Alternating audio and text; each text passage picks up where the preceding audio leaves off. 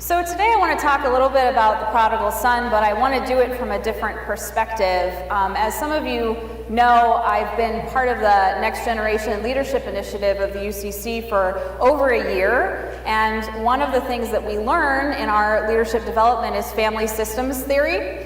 So I want to talk a little bit about this story today from a family systems theory perspective. I've been having to study it so much that I kind of just need to get it out there. So thank you for indulging me. I think it's really interesting. So family systems is this theory of human behavior. And what it basically means is that you can't understand individuals as individuals. You have to look in the family. So we are shaped by our families, for better or worse. That means our nuclear families as we live in now, but it also means our families of origin, so where we come from. And that really significantly shapes who we are. It even shapes our personalities. So if I had to ask you, and I'm going to give you a second to think about it, if I had to ask you what character you identify with that you just heard Bob read, right? The parable of the prodigal son, it's pretty famous. If you had to identify with the prodigal, with the older brother, or with the father, who would you identify with most easily? And we're going to vote. We're going to vote. So for whom is it the prodigal? You kind of identify with the prodigal. Okay? What about the older brother? Okay? What about the father?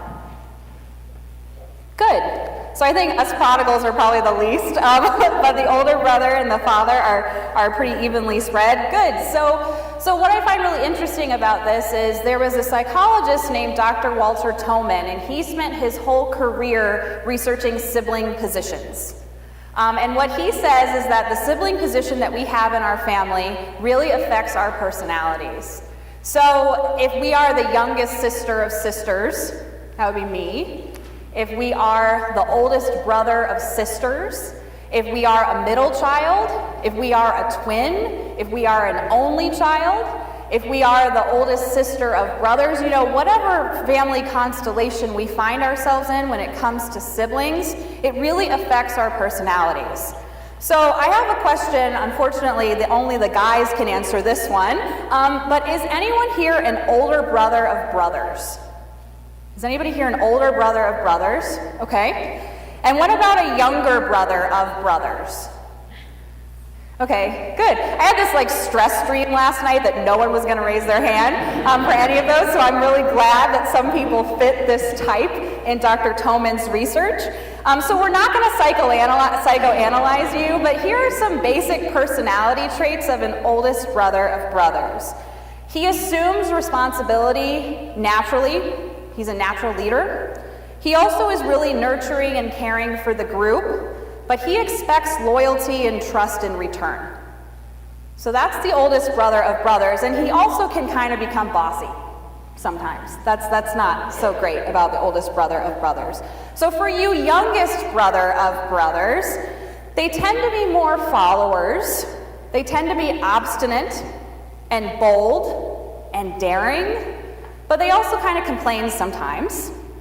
And the youngest brother of brothers, he's not so much interested in achievement as much as the joys of the moment. He really lives in the moment.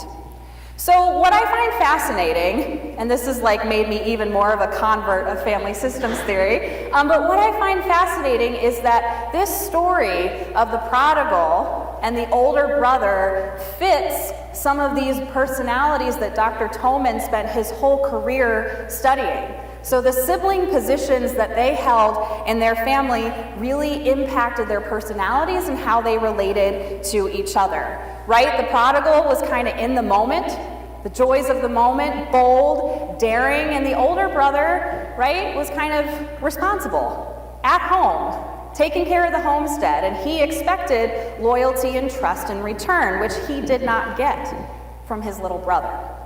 So I think when we hear the parable of the prodigal son, we tend to really focus on the relationship between the father and the prodigal who returns home, because we know it's kind of a metaphor for our returning home to God when sometimes we act like the prodigal and we wander a little bit.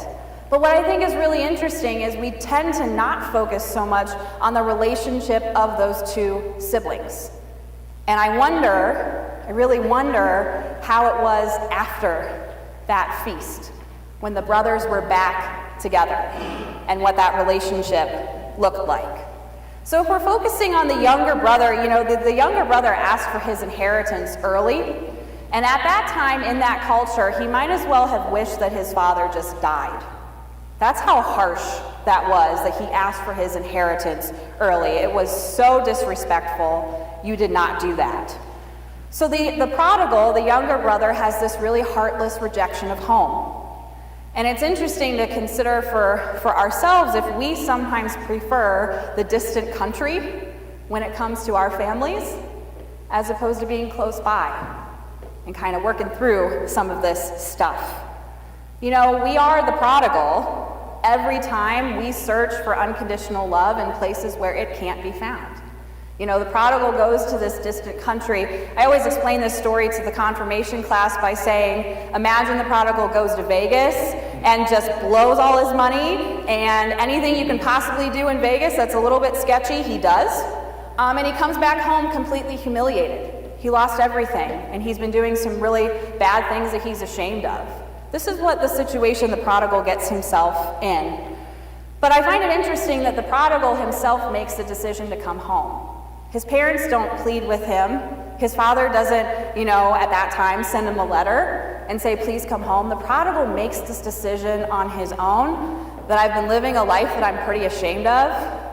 My dad's servants are doing better than I'm doing. I'm going to go home, and I'm going to see if my family is going to be merciful and forgiving. I think God's forgiveness can be hard. I think sometimes it's easier for us to stick with the sin we know than with the freedom that we don't know. But that can give us new life. So the older brother is this outwardly faultless person. He's kind of perfect. I think of the older brother a little bit as the golden child. He doesn't do anything wrong. He is perfect. He's at home. But it's sort of interesting that he has jealousy and he has resentment that's just boiling underneath the surface. And when his brother just shows up after having humiliated himself, after having embarrassed himself, and just expects his father to be instantly merciful, right? The older brother just kind of explodes. I find the language really interesting. He says, this son of yours, right? Not this brother of mine. He's kind of distancing himself from his own brother. There's some judgment there. There's some lack of joy. There's a deadly seriousness about the older brother. And what's sad is that his story doesn't seem to have this natural happy ending. When his brother turns up, he could have been immediately celebrating with the rest of the family, but the resentment is sort of getting in the way. And we don't know how the story ends. We don't know if he's able to let go of that resentment, but it's pretty sad. His story is kind of sad. He was home. He was minding his P's and Q's, if you will. He was doing everything correct, but he doesn't have a lot of joy in his life. And I think what Henry Nouwen would say as he analyzed this story is that from the older brother, we learn that resentment and gratitude can't coexist. Resentment and gratitude cannot coexist. If we find ourselves really resentful in our lives, it's hard to find much of anything that we can feel grateful for. So how do we live out this story? I think what's fascinating about the parable of the prodigal son is, it's this story of a loving father and a repentant son, a lost son who's all of a sudden found.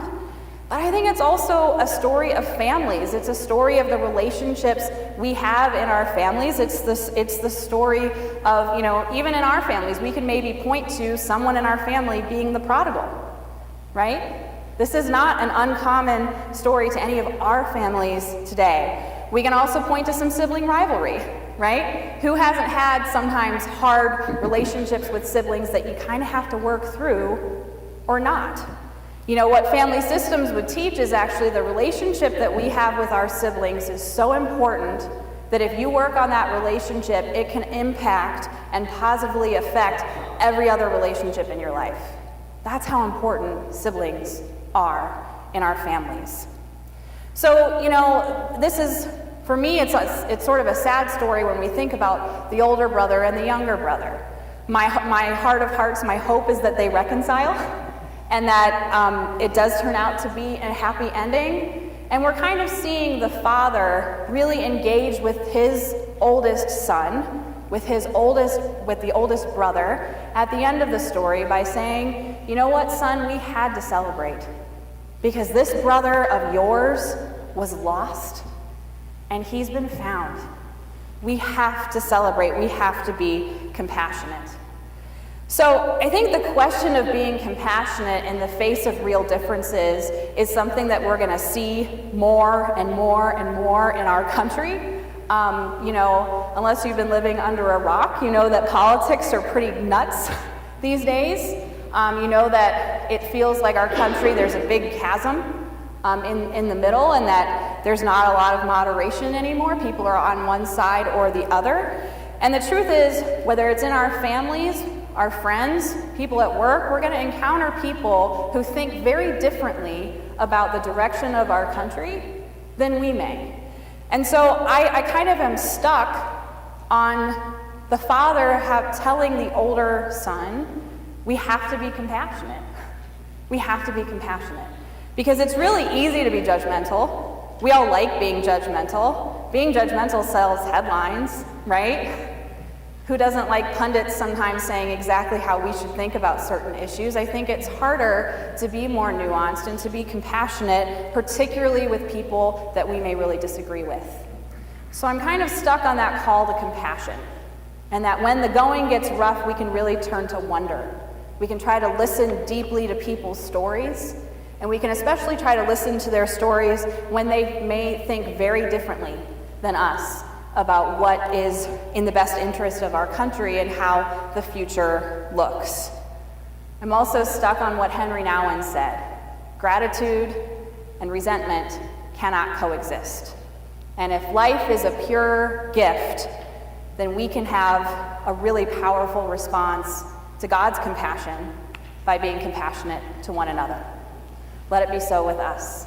Amen.